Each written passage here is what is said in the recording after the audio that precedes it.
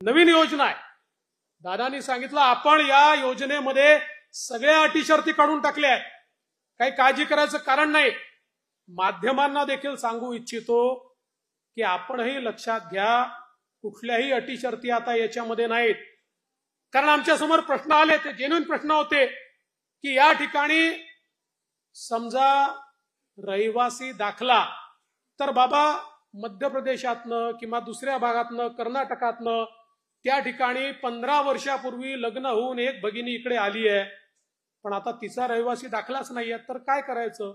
आम्ही सांगितलं हरकत नाही, नवऱ्याचा तर असेल, नवऱ्याचा दाखला, बरं तोही दाखला म्हणून कुठल्याही तहसीलदाराकडे जाण्याची आवश्यकता नाही।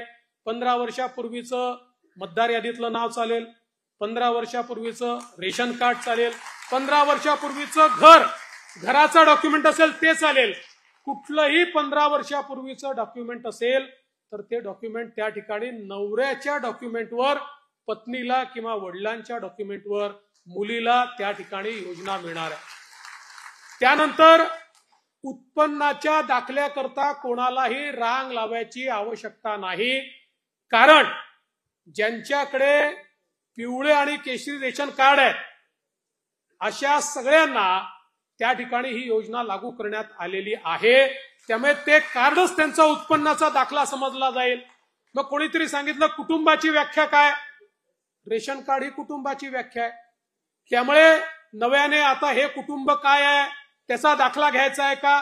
असा कुठलाही दाखला घेण्याची आवश्यकता नाहीये।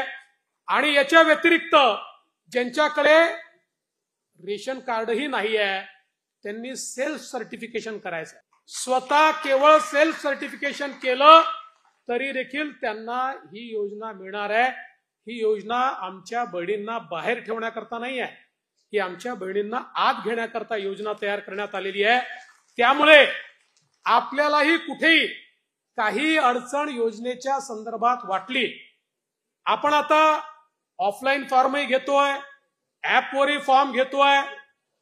ऍपवरचे फॉर्म हे आपल्याला सोपे पडतात, ऑफलाईन जे येतात ते पुन्हा ऑनलाईन करावे लागतात, पण जी पद्धत असेल त्या पद्धतीने आपण घेतोय।